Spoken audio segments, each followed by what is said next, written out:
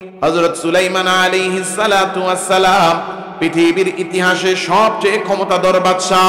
ওয়া উশিরা লি সুলাইমান জুনুদুহু মিনাল জিন্নি ওয়াল ইনসি ওয়াত তায়র ফাহুম ইউযাউন।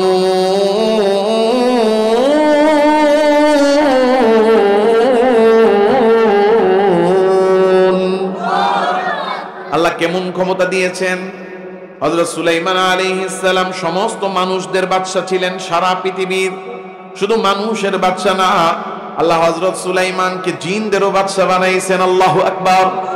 শুধু মানুষ আর জিন না, বনের মধ্যে যেই পশু পাখি আছে ওই পশু পাখির বাদশাও সুলাইমানকে বানাইছেন কে? শুধু বনের পশু পাখি না, আকাশে যেই পাখি ওড়ে ওই পাখিদেরও বাদশা সুলাইমানকে বানাইয়া দিছেন কে? আমার আল্লাহ তাআলা রব্বুল আলামিন মানুষেরও বাদশা বানাইছেন, জিনেরও বাদশা বানাইছেন, পশুরও বাদশা বানাইছেন, পাখিরও বাদশা বানাইছেন। কিন্তু এই জিনিসগুলার তো আটকানো যায়, মানুষরে বসে আনা যায়, জিনরেও বসে আনা যায়, বনের মধ্যে যেই বাঘ আর সিংহ আছে এইগুলারেও ধইরা আটকানো যায়, আকাশে যেই পাখি উড়ে ওইগুলারেও আটকানো যায়।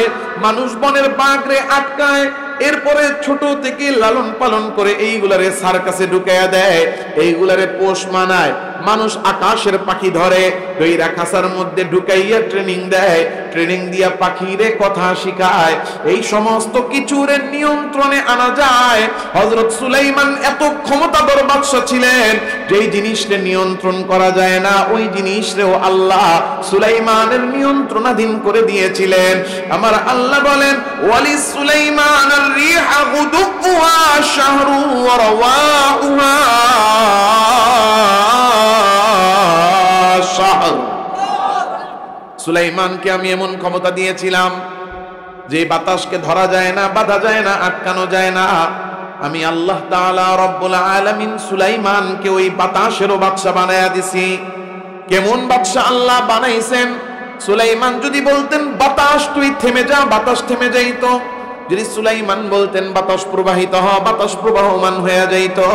শুধু তাই না, তিনি যদি বলতেন ও বাতাস এই যে পুরো প্যান্ডেলটা মানুষদেরকে সহ উড়াইয়া নিয়ে যা, তো বাতাস পুরো প্যান্ডেল সহ মানুষরে উড়াইয়া নিত।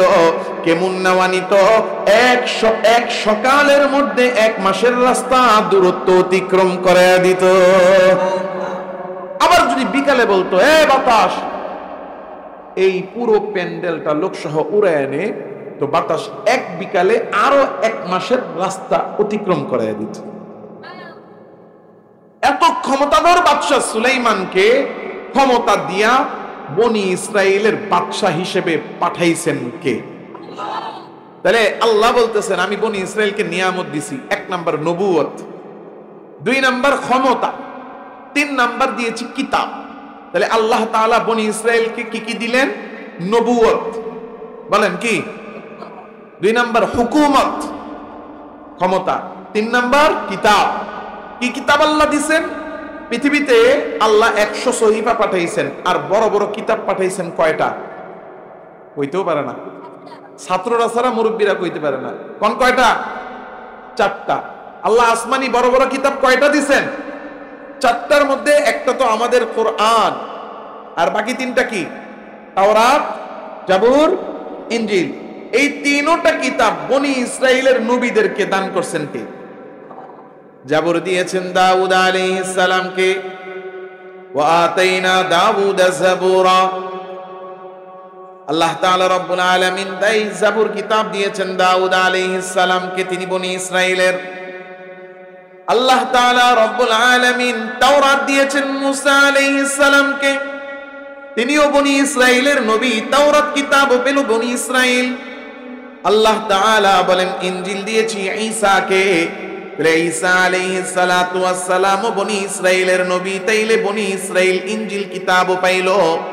আসমানি 4 কিতাবের মধ্যে 3 কিতাবই বনি ইসরাইলে, তাইলে বনি ইসরাইলিরা কিতাব কম না বেশি পাইল? নবীও পাইল বেশি, ক্ষমতাও পাইল বেশি, আসমানি কিতাবও পাইল বেশি। আল্লাহ বলেন না না, শুধু এতটুকুই না, ওয়া রাযাকনাহুম মিনাত তাইয়্যিবাত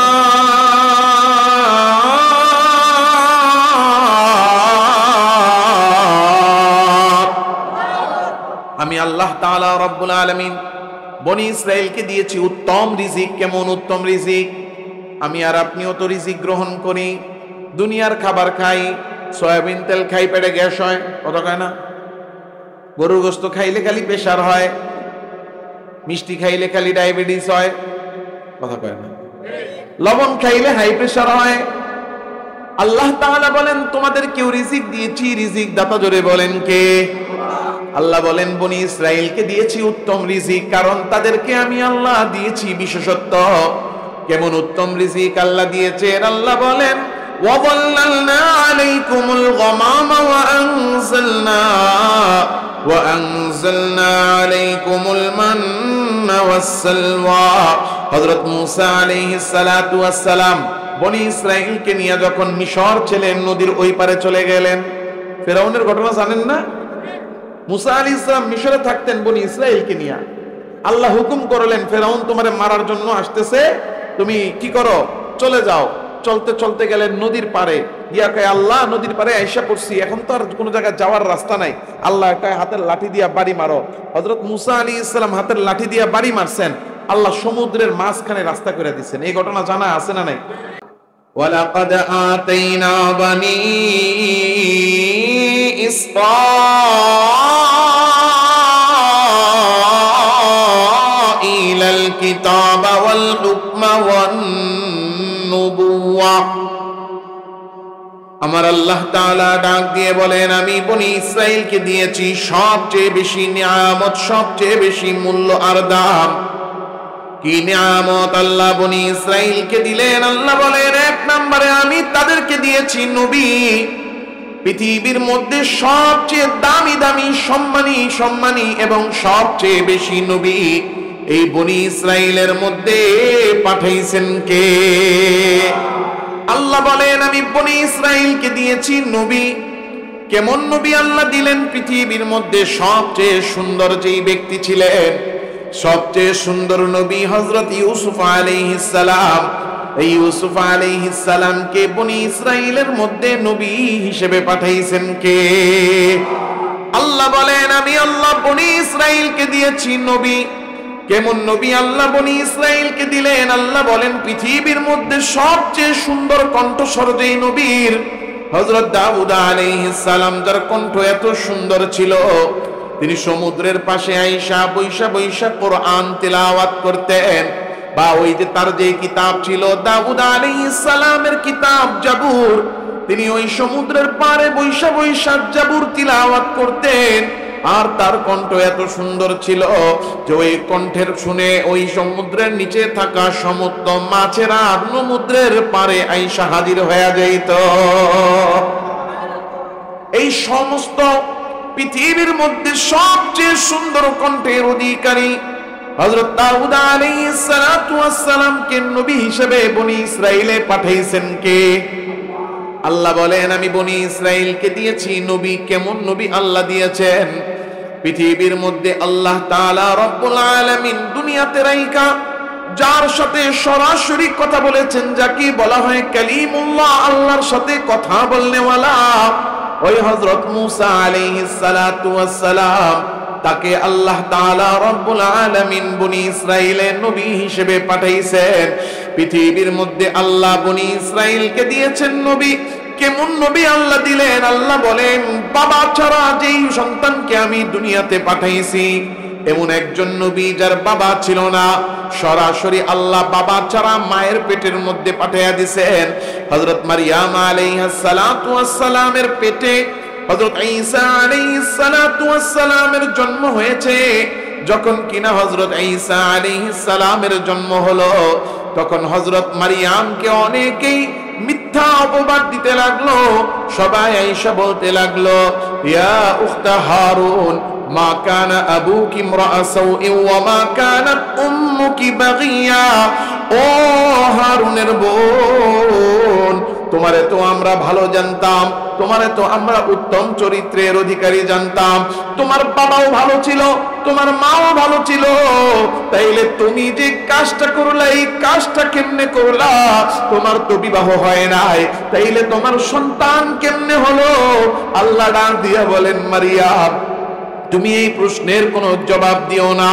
যখনই তোমার কাছে এসে এই সন্তান কেমনে হলো ওরা প্রশ্ন করবে, তুমি তখন শুধুমাত্র তোমার সন্তানের দিকে ইশারা করে দিবা। সমস্ত লোকেরা আয়েশা বলল, মারিয়াম তোমার সন্তান কেমনে হলো? ফাআশারাত ইলাইহি, মারিয়াম আলাইহিস সালাতু ওয়াস সালাম ওই ছোট্ট শিশু মাত্র একদিন বা ১.৫ দিন হয়েছে ভূমিষ্ঠ হয়েছে, ওই ছোট্ট শিশুর দিকে ইশারা দিয়া সবাইরে বুঝিয়ে দিল, ওই বাচ্চারে জিজ্ঞাসা করো তার কেমনে জন্ম হয়েছে। মানুষ বলতে লাগলো, কাইফা নুকাল্লিমু মান কানা ফিল মাহদি সাবিয়া। আয় হায় মারিয়াম, তুমি বলতেছো এই দুধের শিশুরে জিজ্ঞাসা করতে, দোলনায় দুলতেছে এই নবজাতক বাচ্চারে আমরা কেমনে জিজ্ঞাসা করব? সে তো কথাই বলতে পারে না, সে বুঝেও না, সে আমাদের প্রশ্নের জবাব কেমনে দিবে? যখন এই কথা বলল, আল্লাহ ওই শিশুর জবানে আওয়াজ খুলে দিল। শিশু ডাক দিয়া বলতে লাগলো, ইন্নী আবদুল্লাহ,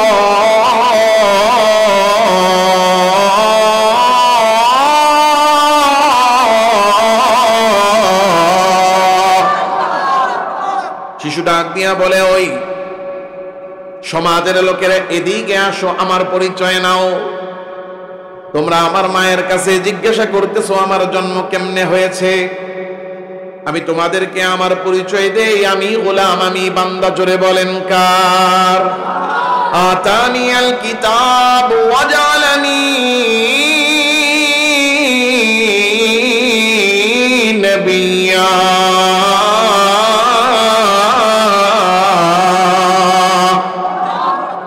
তোমরা মনে মনে ভাবো যে বাবা ছাড়া সন্তান হলো কেমনে? এইটা ভাবার কোনো কারণ নাই, কারণ বাবার মাধ্যমে সন্তান দিতে পারেন, যে বাবা ছাড়াও সন্তান দেওয়ার ক্ষমতা তার আছে না নাই? আমি আল্লাহর গোলাম, আল্লাহ আমাকে বাবা ছাড়া দুনিয়াতে আমার মায়ের পেটের মধ্যে পাঠাইয়া দিছে। শুধু তাই না আমি আল্লাহর বান্দা, এবং আমার আল্লাহ আতানিয়াল কিতাব, আমাকে আল্লাহ কিতাব দিয়েছেন। ওয়াজআলানি নাবিয়্যা, আল্লাহ আমাকে নবী বানিয়েছেন। ওয়াজআলানি মুবারাকান আইনামা কুনতু ওয়া আওসানি বিসসালাহ, আমার আল্লাহ তাআলা আমাকে বানিয়েছে বরকতপূর্ণ। কেমন বরকতপূর্ণ বানাইছেন? হযরত ঈসাকে, হযরত ঈসা আলাইহিস সালাম একটা মৃত প্রাণীর সামনে যায় যদি শুধু বলতেন কুম বিইذনিল্লাহ, হযরত ঈসা বলার সাথে সাথে মৃত প্রাণী জীবিত হইয়া দৌড়ানো শুরু করে দিত। এত দামি নবী যাকে বলা হয় রূহুল্লাহ, আল্লাহর রূহ, বাবা ছাড়া আল্লাহ পাঠাইছেন দুনিয়াতে। ওই ঈসা আলাইহিস সালাতু ওয়াস সালাম কেউ বনি ইসরাইলের নবী হিসেবে পাঠাইছেন কে? পৃথিবীর মধ্যে আল্লাহ বলেন, আমি আল্লাহ বনি ইসরাইলকে দিয়েছি নবী, যার কারণে পৃথিবীর সব দামি দামি নবীগুলো ছিল বনি ইসরাইলের মধ্যে। আল্লাহ তাআলা রব্বুল আলামিন বলেন, আমি বনি ইসরাইলকে দিয়েছি ক্ষমতা। কেমন ক্ষমতা আল্লাহ বনি ইসরাইলকে দিয়েছেন? পৃথিবীর মধ্যে সবচেয়ে ক্ষমতার অধিকারী যিনি, হযরত দাউদ আলাইহিস সালাম, যার হাত ছিল সবচেয়ে বেশি শক্তিশালী। হযরত দাউদ আলাইহিস সালামকে আল্লাহ এমন হাত দিয়েছিলেন, আল্লাহ বলেন ওয়া আলান্না লাহুল হাদীদ।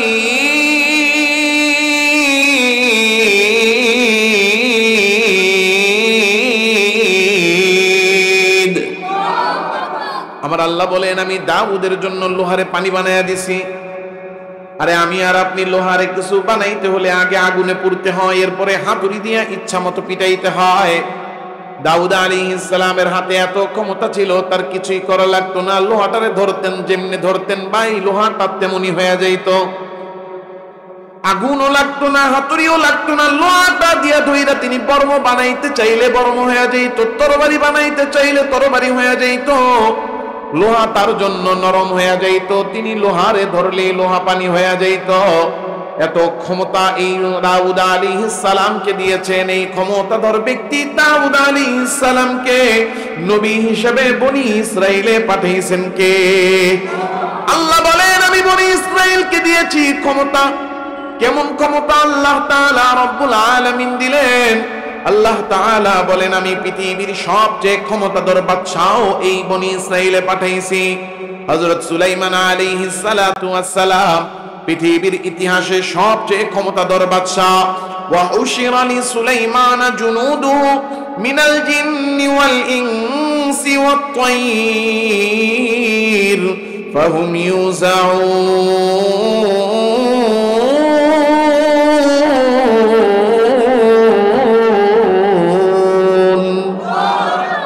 আল্লাহ কেমন ক্ষমতা দিয়েছেন। হযরত সুলাইমান আলাইহিস সালাম সমস্ত মানুষদের বাদশা ছিলেন, সারা পৃথিবীর। শুধু মানুষের বাদশা না, আল্লাহ হযরত সুলাইমানকে জিনদেরও বাদশা বানাইছেন। আল্লাহু আকবার। শুধু মানুষ আর জিন না, বনের মধ্যে যেই পশু পাখি আছে ওই পশু পাখির বাদশাও সুলাইমানকে বানাইছেন কে? শুধু বনের পশু পাখি না, আকাশে যেই পাখি ওড়ে ওই পাখিদেরও বাদশা সুলাইমানকে বানাইয়া দিছেন কে? আমার আল্লাহ তাআলা রব্বুল আলামিন মানুষেরও বাদশা বানাইছেন, জিনেরও বাদশা বানাইছেন, পশুরও বাদশা বানাইছেন, পাখিরও বাদশা বানাইছেন। কিন্তু এই জিনিসগুলারে তো আটকানো যায়, মানুষরে বসে আনা যায়, জিনরেও বসে আনা যায়, বনের মধ্যে যেই বাঘ আর সিংহ আছে এইগুলারেও ধইরা আটকানো যায়, আকাশে যেই পাখি উড়ে ওইগুলারেও আটকানো যায়। মানুষ বনের বাঘরে আটকায়, এরপরে ছোট থেকে লালন পালন করে এইগুলারে সার্কাসে ঢুকাইয়া দেয়, এইগুলারে পোষ মানায়। মানুষ আকাশের পাখি ধরে দইরা খাঁচার মধ্যে ঢুকাইয়া ট্রেনিং দেয়, ট্রেনিং দিয়া পাখিরে কথা শিখায়। এই সমস্ত কিছুর নিয়ন্ত্রণে আনা যায়।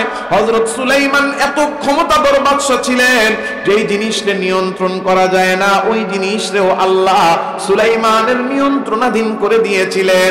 আমার আল্লাহ বলেন, ওয়ালি সুলাইমান আর-রিহা গুদুহা শাহরু ওয়া রাওয়াহুহা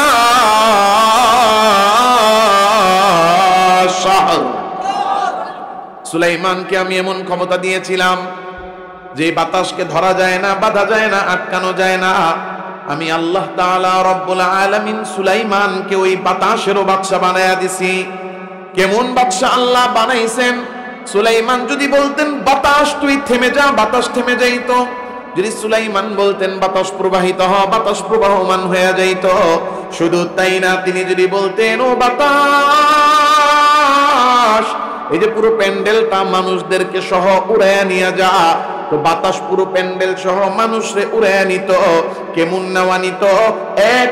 এক সকালের মধ্যে 1 মাসের রাস্তা দূরত্ব অতিক্রম করে দিত।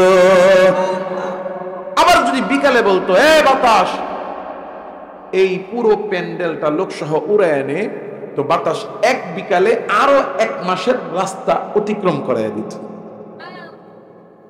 এত ক্ষমতাধর বাদশা সুলাইমানকে ক্ষমতা দিয়া বনি ইসরাইলের বাদশা হিসেবে পাঠাইছেন কে? তাহলে আল্লাহ বলতেছেন আমি বনি ইসরাইলকে নিয়ামত দিছি। 1 নাম্বার নবুয়ত, 2 নাম্বার ক্ষমতা, 3 নাম্বার দিয়েছি কিতাব। তাহলে আল্লাহ তাআলা বনি ইসরাইলকে কি কি দিলেন? নবুয়ত, বলেন কি? 2 নাম্বার হুকুমত, ক্ষমতা, 3 নাম্বার কিতাব। কি কিতাব আল্লাহ দিছেন? পৃথিবীতে আল্লাহ 100 সহিফা পাঠাইছেন, আর বড় বড় কিতাব পাঠাইছেন কয়টা? কইতেও পারে না, ছাত্ররা ছাড়া মুরব্বীরা কইতে পারে না। কোন কয়টা? 4টা। আল্লাহ আসমানি বড় বড় কিতাব কয়টা দিছেন? 4টার মধ্যে একটা তো আমাদের কোরআন, আর বাকি 3টা কি? তাওরাত, জাবুর, ইনজিল। এই 3টা কিতাব বনি ইসরাইলের নবীদেরকে দান করছেন কে? জাবুর দিয়েছেন দাউদ আলাইহিস সালামকে, ওয়া আতাইনা দাউদা জাবুরা। আল্লাহ তাআলা রব্বুল আলামিন তাই জাবুর কিতাব দিয়েছেন দাউদ আলাইহিস সালামকে, তিনি বনি ইসরাইলের। আল্লাহ তাআলা রব্বুল আলামিন তাওরাত দিয়েছেন মুসা আলাইহিস সালামকে, তিনিও বনি ইসরাইলের নবী। তাওরাত কিতাবও পেল বনি ইসরাইল। আল্লাহ তাআলা বলেন ইনজিল দিয়েছি ঈসাকে, ঈসা আলাইহিস সালাতু ওয়াস সালাম বনি ইসরাইলের নবী, তাইলে বনি ইসরাইল ইনজিল কিতাবও পাইল। আসমানি 4 কিতাবের মধ্যে 3 কিতাবই বনি ইসরাইলে, তাইলে বনি ইসরাইলিরা কিতাব কম না বেশি পাইল? নবীও পাইল বেশি, ক্ষমতাও পাইল বেশি, আসমানি কিতাবও পাইল বেশি। আল্লাহ বলেন না না, শুধু এতটুকুই না, ওয়া রাযাকনাহুম মিনাত তাইয়্যিবাত।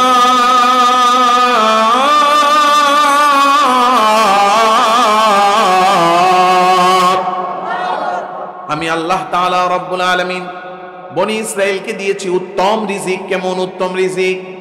আমি আর আপনিও তো রিজিক গ্রহণ করি, দুনিয়ার খাবার খাই, সয়াবিন তেল খাই, পেটে গ্যাস হয়, কথা কয় না? গরুর গোশত খাইলে খালি প্রেশার হয়, মিষ্টি খাইলে খালি ডায়াবেটিস হয়, কথা কয় না? লবণ খাইলে হাই প্রেশার হয়। আল্লাহ তাআলা বলেন তোমাদের কেউ রিজিক দিয়েছি, রিজিক দাতা জোরে বলেন কে? আল্লাহ বলেন বনি ইসরাইলকে দিয়েছি উত্তম রিজিক, কারণ তাদেরকে আমি আল্লাহ দিয়েছি বিশেষত্ব।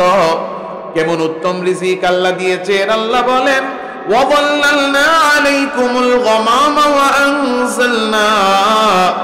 আনজালনা আলাইকুমুল মান্না ওয়াসসালওয়া।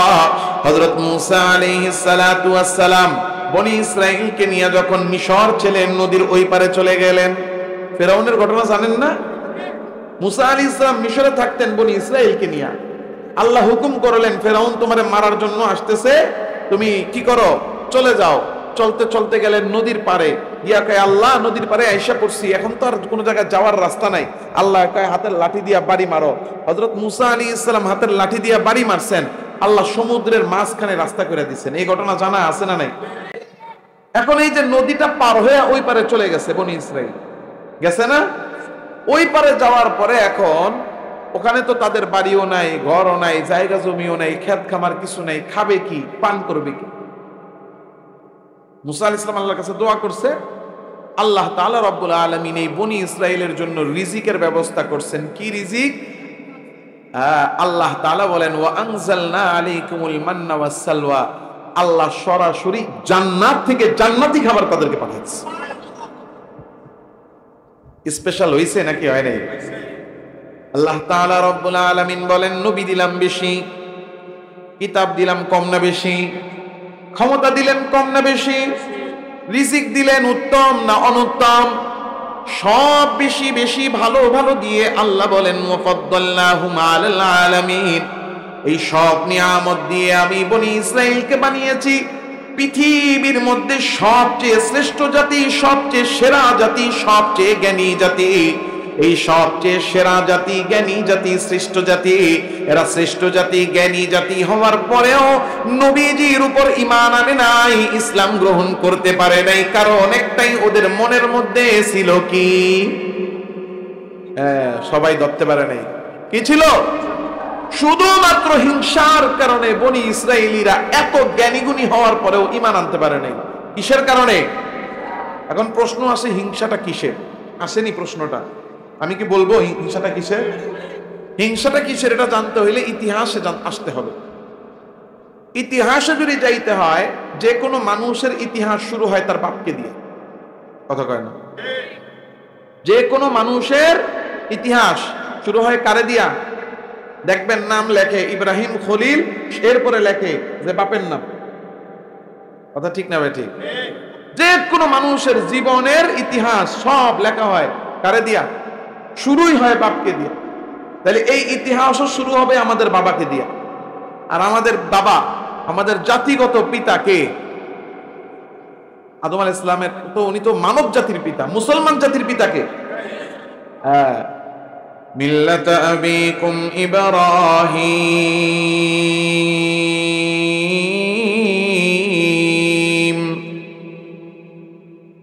হুয়া সাম্মাকুমুল মুসলিমিন।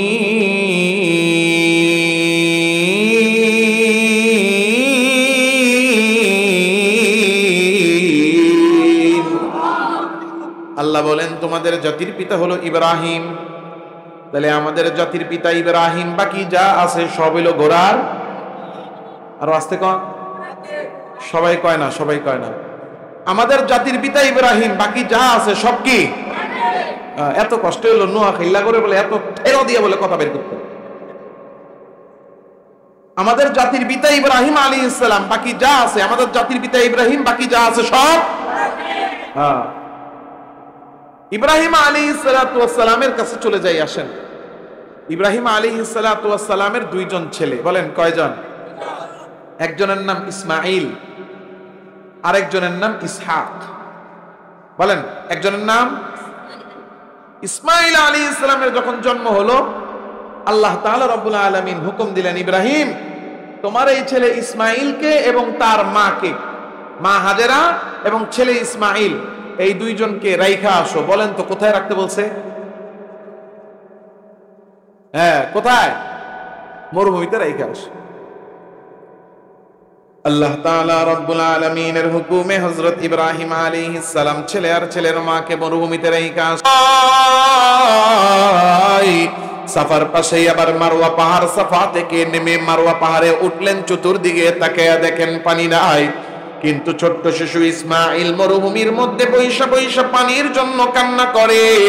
মা হাজেরা চটফট করে একবার উঠেন সাফায়, একবার উঠেন মারওয়ায়, আবার উঠেন মারওয়ায়, আবার উঠেন সাফায়। এইভাবে পানির খোঁজে পাহাড়ে উঠেন আর নামেন, আর তাকিয়া তাকিয়া দেখেন ছেলেটা পানির জন্য ছটফট করে।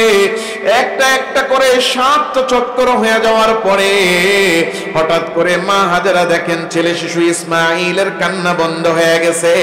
এতক্ষণ যেই রৌদ্রের মধ্যে পড়তেছিল, ওই রৌদ্র থেকে বাঁচানোর জন্য কোথা থেকে যেন একটা মেঘের টুকরা আইসা ওই বাচ্চাটারে ছায়া দেয়, আর শিশু ইসমাইল পা দিয়া যেখানে আঘাত করে, আমার আল্লাহ মরুভূমির বালুর নিচ থেকে ফোয়ারা সেখানেই বের করে দেয়। মা হাজেরা তাড়াতাড়ি পাহাড়ের নিচ থেকে নেমে এলেন, যেখান থেকে পানির ফোয়ারা বের হয় সেখানেই এই বালু দিয়া দেয়াল দিলেন। আল্লাহ তাআলা রব্বুল আলামিন সেই জায়গায় একটা পানির কুয়া তৈরি করে দিলেন, পানির ফোয়ারা দিয়ে দিলেন। একটা কুয়া, যেটা পৃথিবীর সব মানুষ কুয়াটার নাম জানে। বলেন কুয়াটার নাম কি? তাহলে মরুভূমির মধ্যে যেখানে খাবার নাই, পানি নাই, সেখানে কুয়া দিয়া পানির ব্যবস্থা করলেন কে? কি কুয়া দিলেন? জমজমের কুয়া। এখন পানি পান করলো, এখন কি আর মরবে? এখন পানি খেয়া বাস মোটামুটি তারা ঠিকঠাক আছে। 2, 4, 5 দিন 7 দিন পরে হযরত ইব্রাহিম আলাইহিস সালাম আসছেন মরুভূমিতে, আবার আসছেন নিজের সন্তান আর স্ত্রীর খবর নেওয়ার জন্য। আয়েশা দেখেন মাশাআল্লাহ পানি ছিল না, পানির ব্যবস্থা হয়ে গেছে। ভয়ে ছিলেন না জানি সন্তান আর মা মারা গেছে, কিন্তু দেখেন না সন্তান আর স্ত্রী দুজনই ভালো আছে। আল্লাহ তাআলার কাছে কৃতজ্ঞতা আদায় করলেন। আল্লাহ তাআলা ডাক দিয়া বলেন, ও ইব্রাহিম, তোমরা এখনই আমার জন্য এই কাবা ঘরের পাশে একটা, এই জমজমের কুয়ার পাশে একটা ঘর বানাও। ওয়াইদ জাআলনাল বাইতা মাসাবাতাল লিন-নাসি ওয়া আমনা ওয়াত্তাখিযু মিন মাকামি ইব্রাহিম মুসাল্লা।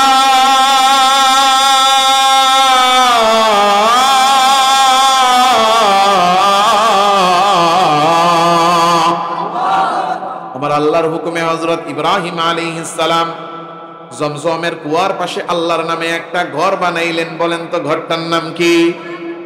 আল্লাহ তাআলা রব্বুল আলামিনের জন্য ঘর বানানোর পরে আল্লাহ এবার হুকুম দিলেন, ইব্রাহিম আমার ঘর হয়ে গেছে, এখানে পানিরও ব্যবস্থা আছে, তুমি এবার কুবাইস পাহাড়ে ওঠো। আবু কুবাইস পাহাড়ে ওইটা সারা পৃথিবীর মানুষের কাছে ঘোষণা দিয়া দাও যে কাবা ঘর নির্মাণ হয়েছে, সারা পৃথিবীর মানুষ যেন হজ করতে আসে। এই ঘোষণা দেওয়ার জন্য ইব্রাহিম আলাইহিস সালামকে আদেশ করলেন কে? ওয়াদিন ফিন-নাসি বিল-হাজ্জি ইয়াতুকা রিজালা ওয়া আলা কুল্লি যামিরি ইয়াতিনা মিন কুল্লি ফাজ্জিন আমিক।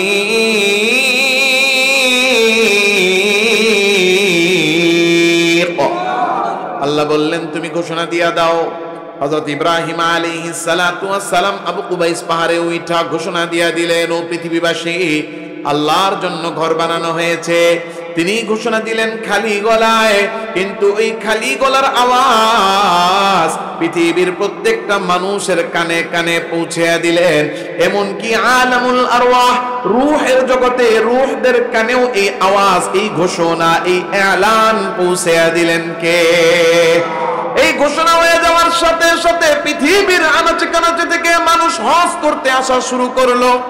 যেখানে মানুষের আসা যাওয়া, যেখানে মানুষের আনাগোনা, সেখানেই তো ব্যবসা হয়। ব্যবসায়ী কাফেলাগুলো ইসমাঈল আলাইহিস সালামের কাছ থেকে অনুমতি নিয়া, তার কাছ থেকে পানি নিয়া এখানে আস্তে আস্তে বসবাস করা শুরু করলো। এই বসবাস করতে করতে করতে করতে এই কাবা ঘর আর জমজমের কুয়ার চতুর্দিকে একটা শহর তৈরি হলো। বলেন তো এই শহরটার নাম কি? বুঝতে পারেন না? এটা তো জায়গাটা ছিল মরুভূমি, মরুভূমির মধ্যে পানি আসছে, কাবা ঘর আসছে, এরপর একটা শহর তৈরি হয়েছে। শহরটার নাম কি? হ্যাঁ, মক্কা নগরী। কইতেও পারে না, কোন কি নগরী? হ্যাঁ, এই জায়গাটা কি শহর ছিল না মরুভূমি ছিল? এই মরুভূমিরে কুয়া দিয়া, যেখানে পানির ব্যবস্থা নেই, পানি দিয়া, আল্লাহর ঘর দিয়া এটাকে শহর বানাইলেন কে? শহর বানায়া ইসমাঈল আলাইহিস সালামের থাকার জন্য ব্যবস্থা করলেন। এবার ইসমাঈল আলাইহিস সালাতু ওয়াস সালাম এবং তার বংশধররা মক্কায় বসবাস করতে লাগলো। ইসমাঈল আলাইহিস সালামের ইন্তেকাল হয়ে গেল। এরপরে 2000 বছর পার হয়ে গেছে। বলেন কয় হাজার বছর? 2000 বছর পার হয়ে গেছে। এই মক্কা নগরীতে কোনো নবী আসে নাই। কি আসে নাই? কোনো নবী আসে নাই, আসমানি কোনো কিতাব আসে নাই, আল্লাহর কোনো ওহী আসে নাই। না আসার কারণে এই অঞ্চলের মানুষ আস্তে আস্তে আল্লাহরে ভুলতে লাগলো। ভুলতে ভুলতে ভুলতে ভুলতে তারা মূর্তি পূজা শুরু করলো। মূর্তি পূজা করতে করতে তাদের অবস্থাটা এমন হয়েছে যে তারা কাবা ঘরের মধ্যে 360টা মূর্তি ঢুকায় ফেলছে। নাউজুবিল্লাহ বলবেন না? তাইলে ইসমাঈল আলাইহিস সালামের বংশধররা কোথায়? কোন শহরে? সবাই কয় না। মক্কা শহরে। ইসমাঈল আলাইহিস সালামের বংশধররা কোন বংশে, কোন জায়গায়, কোন শহরে? মক্কা শহরে বসবাস করতে লাগে। এবার আবার পিছনে আসেন। ইব্রাহিম আলাইহিস সালামের কয় ছেলে? একজন তো ইসমাঈল, আরেকজনের নাম কি? ইসহাক আলাইহিস সালাম, তিনি নিজে নবী। ওনার ছেলে ইয়াকুব আলাইহিস সালাম, তিনিও কি? নবী। তাহলে ইসমাঈল আলাইহিস সালামের পরে এই বংশে আর কোনো নবী নাই। নবীর সিলসিলা চালু না বন্ধ? বন্ধ। আর ইসহাক আলাইহিস সালামের ছেলেই নবী। তাহলে এখানে নবীর সিলসিলা বন্ধ না চালু? চালু। এখন এই যে ইয়াকুব আলাইহিস সালাম, উনি নবী ছিলেন, ওনার আরেকটা নাম ছিল, আরেকটা নাম হলো ইসরাইল। একই মানুষের দুই নাম আছে না? যে আমার নাম ইব্রাহিম খলিল, এই দুইটা তো আলাদা আলাদা নাম, কথা কয় না? তাহলে ইয়াকুব আলাইহিস সালামের নাম ছিল, এক নাম ইয়াকুব, আরেক নাম ছিল ইসরাইল।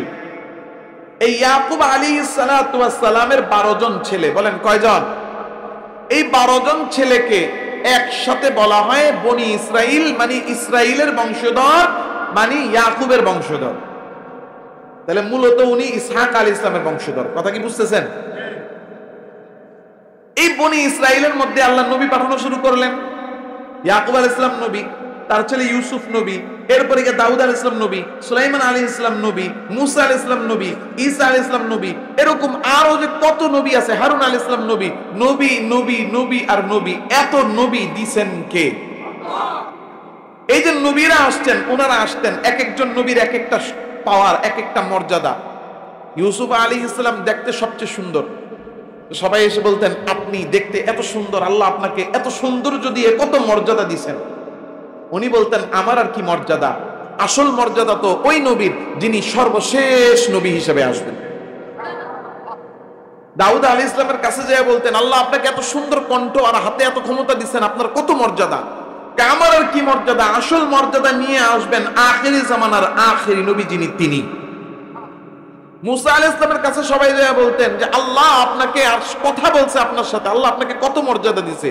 তিনি বলতেন, আরে আমার আর কি মর্যাদা, আসল মর্যাদা তো আল্লাহ তাআলার হাবিবের যিনি শেষ জামানায় আসবেন। ঈসা আলাইহিস সালামকে সবাই গিয়ে বলতো, আল্লাহ আপনাকে সবচেয়ে বেশি মর্যাদা দিয়েছেন, আপনাকে আল্লাহ আল্লাহর রূহ বানাইছেন, অর্থাৎ কোন বাবা ছাড়া আল্লাহ নিজের হুকুমে পাঠাইছেন, আপনার কত মর্যাদা। বলতেন, আমার আর কি মর্যাদা, সবচেয়ে বেশি মর্যাদা হবে আখেরি জামানার আখেরি নবী যিনি হবেন তিনি।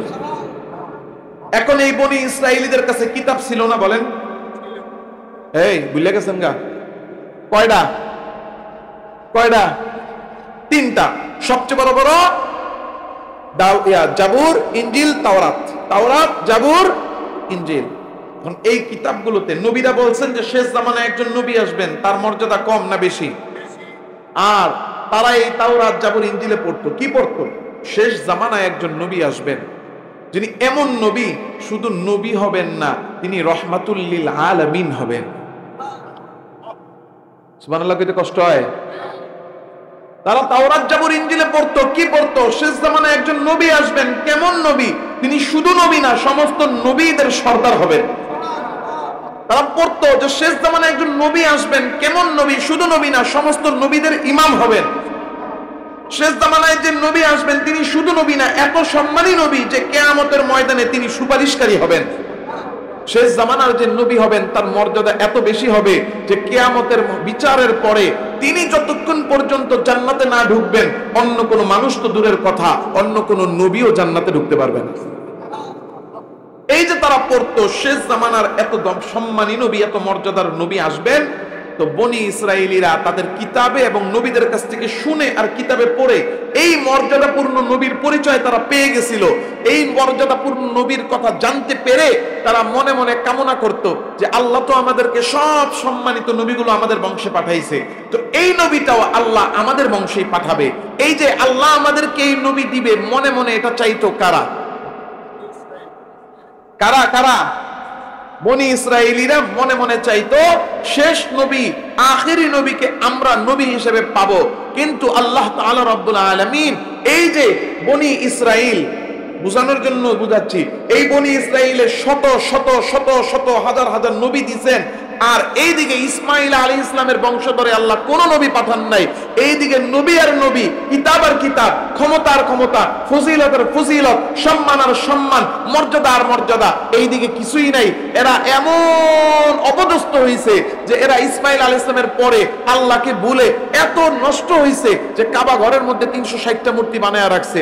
আল্লাহ তাআলা রব্বুল আলামিন সর্বশেষ নবী, দোজাহানের সরদার, আকায়ে নামদার, মদিনা কা তাজদার, হাবিবুল্লাহ মুহাম্মদুর রাসূলুল্লাহ সাল্লাল্লাহু আলাইহি ওয়াসাল্লামকে আল্লাহ ওই মক্কা নগরীর ভিতরে অন্ধকার জগতে, অন্ধকার মূর্খ জাহেল আল্লাহকে ভুলে থাকা মানুষগুলোর মধ্যে আল্লাহ মক্কা নগরীতে পাঠিয়ে দিয়েছে। মক্কা নগরীতে কার বংশধররা থাকে? মক্কা নগরীতে কারা থাকে? কার বংশধর? ইসমাইল আলাইহিস সালামের বংশধর। আল্লাহ তাআলা রব্বুল আলামিন শেষ নবী পাঠাবেন, বনি ইসরাইলরা চাইতো এই নবী যেন আমরা পাই, আমাদের বংশে আস। কিন্তু আল্লাহ বনি ইসরাইলে না পাঠাইয়া পাঠাইলেন বনি ইসমাইলে। কোন বংশে পাঠাইছেন? এই যে এই দামি নবী আমরা না পায়া, বনি ইসরাইলিরা আমরা না পায়া বনি ইসমাইল কেন পাইলো? এই মর্যাদা আল্লাহ তাদেরকে কেন দিল? এত দামি নবীটা আমাদেরকে না দিয়া ওদেরকে কেন দিল? শুধুমাত্র ওরা কেন পাইলো? এই হিংসার কারণে ওরা চিনতো, জানতো, এরপরও ঈমান আনে নাই। কারণ তাদের অন্তরের মধ্যে কি ছিল? وَدَّ كَثِيرٌ مِّنْ أَهْلِ الْكِتَابِ لَوْ يَرُدُّونَكُمْ مِنْ بَعْدِ إِيمَانِكُمْ كُفَّارًا حَسَدًا مِّنْ عِنْدِ أَنفُسِهِمْ مِنْ بَعْدِ مَا تَبَيَّنَ لَهُمُ الْحَقُّ। আমার আল্লাহ বলেন ওরা চিনতো, জানতো মুহাম্মদ সত্য নবী, এরপরও ওরা ঈমান আনে নাই। কেন আনে নাই? আর কোনো কারণ নাই, কারণ একটা, সেটা হলো ওদের অন্তরের মধ্যে ছিল হাসাদা, হিংসা। এই জন্য ওরা চিনার পরেও ওরা ঈমান আনে নাই। ওরা চিনতো নবীজিকে, কেমন চিনতো? আল্লাহ বলেন আল্লাযীনা আতাইনাহুমুল কিতাব ইয়ারিফুনাহু কামা ইয়ারিফুনা আবনাআহুম।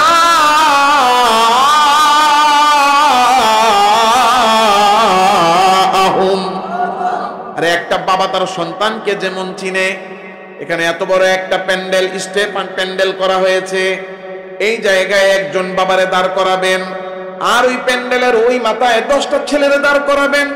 10টা ছেলের মধ্যে একটা ছেলে থাকবে, ওই ছেলের বাবা এখানে থাকবে। বাবার নজরটা ওই 10টা ছেলের মধ্যে পড়বে। ছেলের দিকে, নিজের ছেলের দিকে যখনই নজরটা পড়বে, ঠিক চিনে ফেলবে কোনটা তার সন্তান। চেনার জন্য আলাদা কোনো কিছুর যেমন প্রয়োজন হবে না। আল্লাহ বলেন আল্লাহ বাবা যেমন সন্তানকে চিনে ফেলে, বনি ইসরাইলিরাও ঠিক তেমন ভাবে চিনতো মুহাম্মদুর রাসূলুল্লাহ সত্য নবী। কিন্তু চিনার পরেও জানার পরেও ঈমান আনে নাই। কারণ একটাই কারণ, ওদের অন্তরের মধ্যে ছিল কি?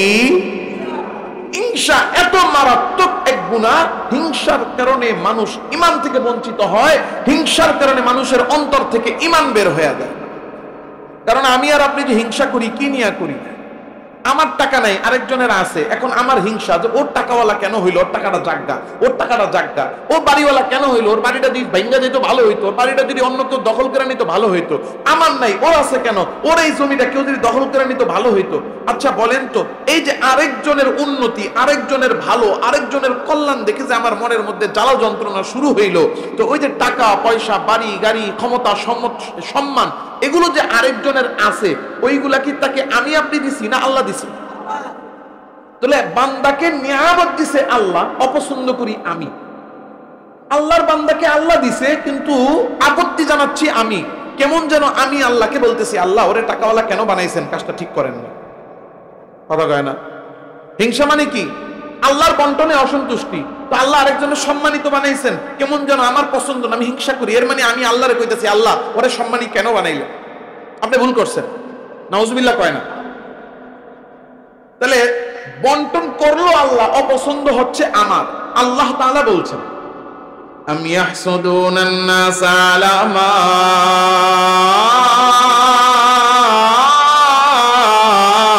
আতাহুমুল্লাহু মিন ফাদলিহি। বান্দা তুমি যে আরেকজনের হিংসা করো, কি নিয়ে হিংসা করো? আমার বান্দারে নিয়ামত দেই আমি, অপছন্দ করো তুমি, নিয়ামত দেই আমি, হিংসা করো তুমি। কেমন জানো তুমি আমি আল্লাহর এই বলতে চাও, আল্লাহ অমুকরে টাকা দিয়া ঠিক করেন নাই, বাড়ি দিয়া ঠিক করেন নাই। কেমন যেন তুমি আল্লাহরে বলতে চাও, আল্লাহ অমুকরে সম্মানিত বানায়া ঠিক করেন নাই। বলেন তো, কেউ যদি আল্লাহর বন্টনকে অপছন্দ করে, আল্লাহর বন্টনকে প্রশ্নবিদ্ধ করে, আল্লাহর বন্টনকে যদি ভুল বলে, যদি কেউ এমন করে, তাইলে তার ঈমান আছে না গেছে? এই জন্য আল্লাহর রাসূল বলেন, লা ইয়াজতামিআনি আলা কলবিন আল ঈমান ওয়াল হাসাদ। যে ব্যক্তির অন্তরে অহংকার, হিংসা আছে, হিংসা যার অন্তরে আছে, তার অন্তরে ঈমান জমা হয় না। হিংসা আর ঈমান এক অন্তরে থাকে না। আলো আর অন্ধকার একসাথে থাকে? কথা বলেন, থাকে? দিন আর রাত একসাথে সম্ভব? আল্লাহর রাসূল বলেন, দিন আর রাত, আলো অন্ধকার যেমন একসাথে সম্ভব না, একই অন্তরে সে হিংসাও করবে আবার ঈমানদারও হবে, এটা সম্ভব? তাহলে হিংসার কারণে মানুষের সবচেয়ে দামি ক্ষতি হয় দুইটা। একটা, জীবন থেকে সুখ চলে যায়। হিংসা শুরু করলে সে জ্বলা পোড়ার মধ্যে চলতে থাকে, তার জীবনে সুখ থাকে না, অসুখ আর অশান্তি। আর হিংসার কারণে মানুষ ঈমান থেকে বঞ্চিত হয়। তাহলে বলেন, হিংসা করব না ছাড়বো? পারবো তো? কারো উন্নতি দেখে জ্বলা যাবে না।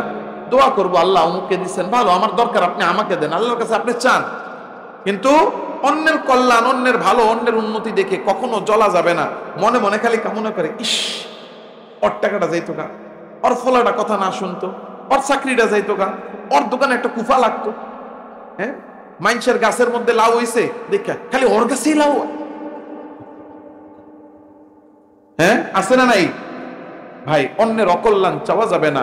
হিংসাটা ছেড়ে দিলে আমাদের সমাজের যেই সামাজিক যেই ঝগড়া, সামাজিক যেই বিদ্বেষ, সামাজিক মারামারি পারাপারি, যদি আমরা হিংসা ছেড়ে দেই, দেখা যাবে 80% ঝগড়া বিবাদ নাই হয়ে গেছে। ভাইয়ে ভাইয়ে ঝগড়া হিংসার জন্য, জালে জালে ঝগড়া হিংসার কারণে। এই হিংসা আমাদেরকে ছাড়তে হবে। পারবো ইনশাআল্লাহ? আল্লাহ আমাদের সবাইকে হিংসা মুক্ত অন্তর দান করেন। হিংসা ছেড়ে সুখ অন্তরের মধ্যে আল্লাহ তাআলা রাব্বুল আলামিন আমাদের সবাইকে দান করেন, বলি আমিন। ওয়া আখিরু দাওয়ানা আলহামদুলিল্লাহি রাব্বিল আলামিন। দোয়া করে দেব নাকি আরো কোনো কাজ আছে? দোয়া করে দেব। আস্তাগফিরুল্লাহ রাব্বি মিন কুল্লি যামবি ওয়া আতুবু ইলাইহি, লা হাওলা ওয়া লা কুওয়াতা ইল্লা বিল্লাহিল আলিয়্যিল আযীম।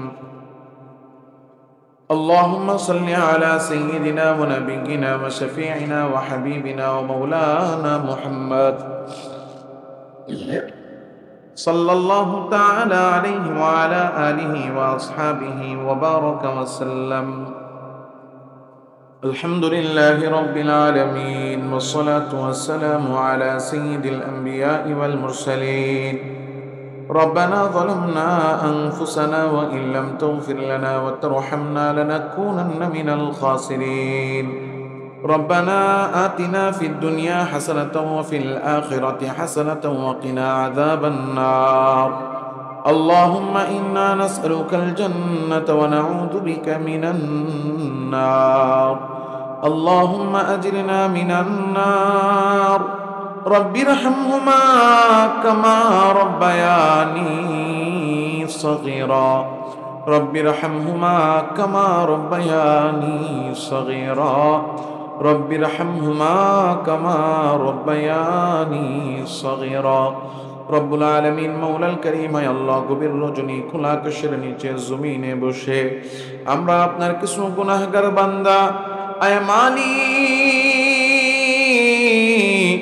সারা জীবনের গুনাহগুলো আপনার কাছে হাজির নাজির করে স্বীকার করে আপনার শাহী দরবারে আমাদের গুনাহগুলোর জন্য ক্ষমা চাই দয়া করে মায়া করে আমাদের প্রত্যেকের জীবনের সব গুনাহ আপনি মাফ করে দেন রব্বুল আলামিন মাওলাল কারীম আজকের এই মাহফিলকে কবুল আর মঞ্জুর করে নেন যত নেক আমল আমরা জীবনে করেছি আমাদের সমস্ত নেক আমলগুলো কবুল করেন সমস্ত নেক আমলের হাদিয়া লক্ষ কোটি গুণ বাড়িয়ে আপনার হাবিব দো জাহানের সরদার আকায়ে নামদার মদিনা কা তাজদার হাবিবুল্লাহ মুহাম্মদুর রাসূলুল্লাহ সাল্লাল্লাহু আলাইহি ওয়াসাল্লামের রওজা ধরে পৌঁছায় দেন হযরত আদম আলাইহিস সালাম থেকে নিয়ে আজ পর্যন্ত যত মুমিন মুসলমান কবরের বাসিন্দা হয়েছে প্রত্যেকের কবরের রূহে মাগফিরাতের হাদিয়া আপনি পৌঁছায়া দেন আয় আল্লাহ বিশেষ করে আমরা যারা হাত তুললাম জানি না আমাদের মধ্যে কে কে যেন আছে মা হারা সন্তান কে কে যেন আছে বাবা হারা সন্তান আর কে কে যেন আছে আমার মতো মা বাবা হারা এতিম সন্তান এই হাত দুইটা দিয়া অনেকেই হয়তো আমার মতো মা বাবাকে অন্ধকার কবরে রেখে আসছে আয় আল্লাহ গাছতলার বাসতলার নিচের ওই ঘর আলো নাই বিছানায় সঙ্গী নাই অন্ধকার কবর আল্লাহ মা বাবা কেমন আছে জানি না জানার কোনো উপায় নাই দয়া করে মায়া করে আমাদের মা বাবার জীবনের সব গুনাহ মাফ করে দেন মা বাবার কবর আযাবকে মাফ করে দেন আয় আল্লাহ আমাদের মা বাবার কবরগুলোকে জান্নাতের বাগান বানায় দেন